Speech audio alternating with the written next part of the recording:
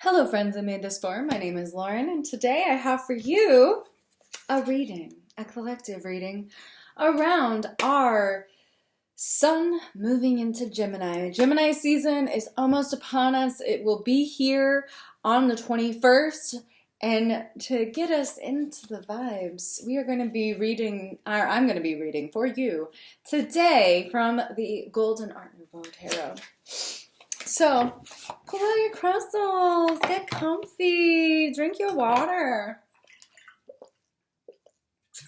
and let's dive into it. If you've never been here before, hi, my name is Lauren. I'm a tarot reader, artist, art ritual facilitator, podcast host, teacher, just all sorts of shit. I'm gonna keep it real with you. So yeah, let's get into the magic that is in the cards.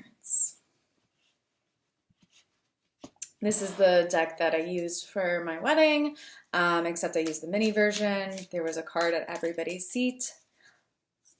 Aren't I quirky? Anyway, let's talk about Gemini season. The power of duality is everywhere in this season. This is the season of the twins. And so sometimes people see this as like a very manipulative sign or two-faced or doesn't really have their own opinion. And I think a lot of the air signs get that bad rap, and it's not really deserving. I know we all have a Gemini we like to roast. Leave them alone. Okay? Gemini is duality. It sees both sides and it's very adaptable. It's not without its own values. It just takes on people around it very well, which is a adaptable quality. It's not for everyone, but it can get along with everyone. Or at least it does a really good job of trying their best. So let's see, with the sun moving into Gemini, so this is a general reading for just the overall vibe of this season. So let's start with, what is a big lesson card for this transit? What's a big lesson card? Big lesson card.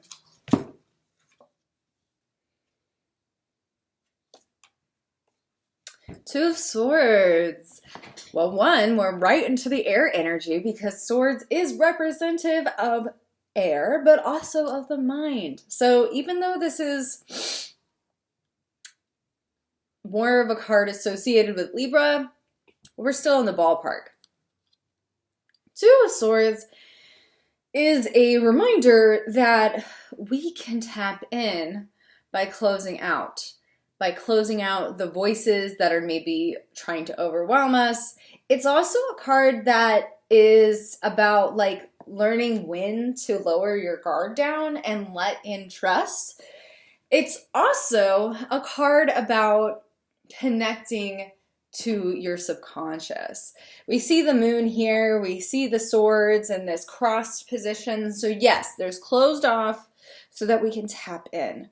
But there's also this idea with this Two of Swords, don't get so protective that you can't move forward. Don't start cutting down everything around you and then get yourself into some pickles. So, this is a great start. We have a card that's telling us to tap in for Gemini season, to start listening into our own inner guide.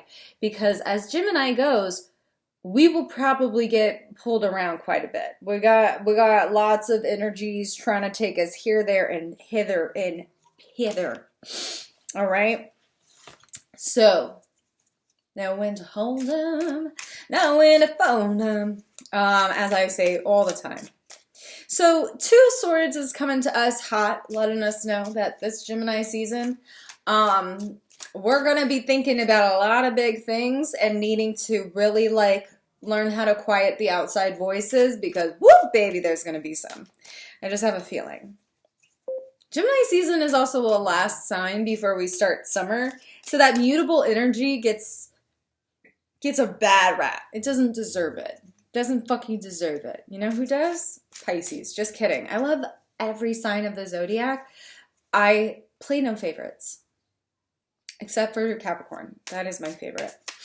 Because I am. And let's pull a card for what energy. This is our lesson card. One of the big lessons of Gemini. What are we picking up? What is the energy we're meant to pick up this season?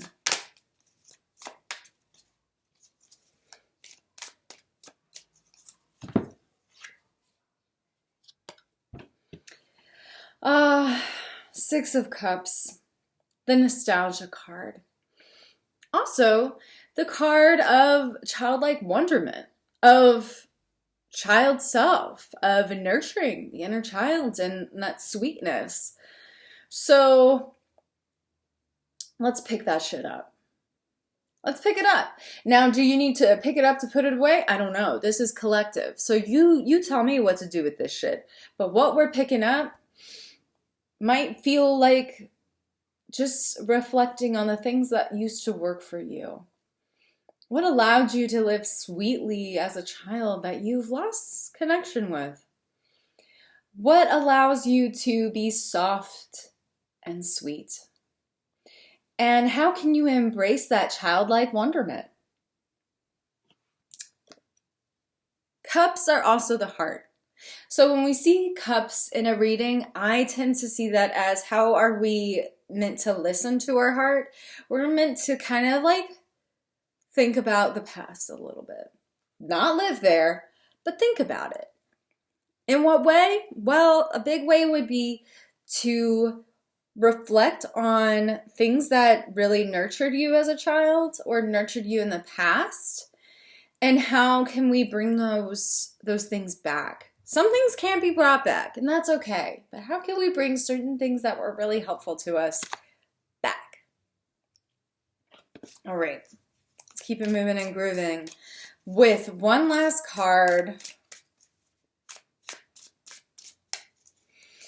on how to embrace the other two. So how to embrace our subconscious self and embrace that quieting of the mind and that fullness of the heart.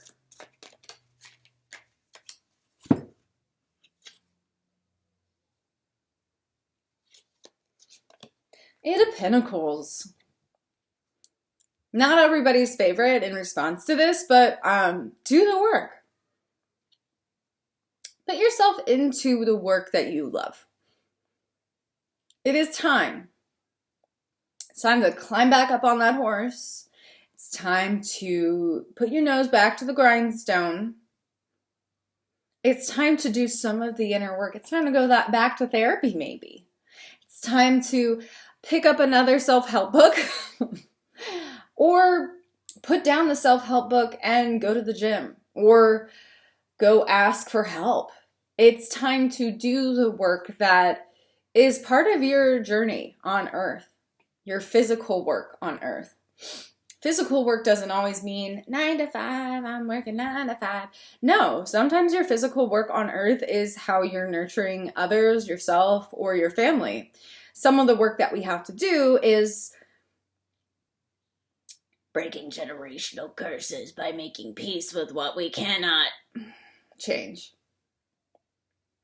So sometimes this card that is all about work and how we can like continue putting ourselves like into the thing, it doesn't always mean like the work that makes you to pay your bills.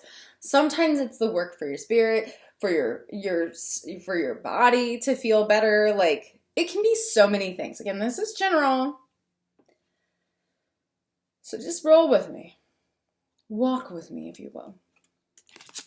But Gemini season is going to be putting us into a place where we have to keep our guards up while trusting the subconscious mind to help us. Some of that's going to be block out distractions and drop into the heart. That might also mean putting your swords down so you can drop into the heart. It's going to depend on your situation.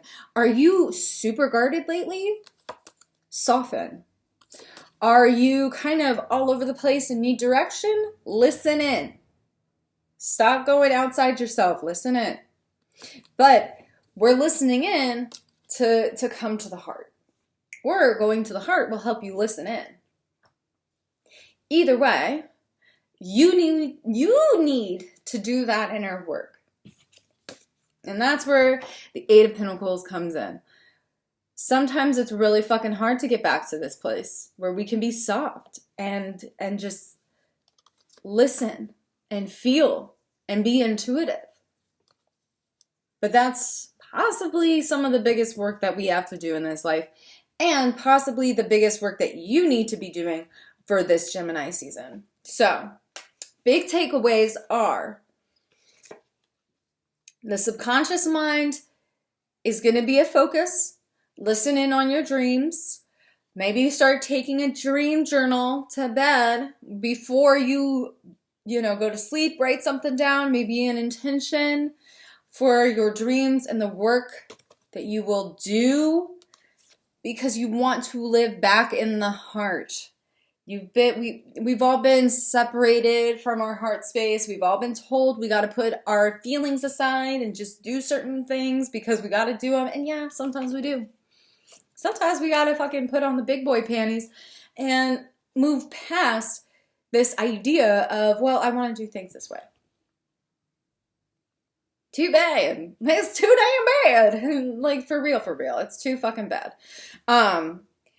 But what's going to help is listening in to our inner knowing, trusting our intuitive gifts, tapping into those intuitive gifts.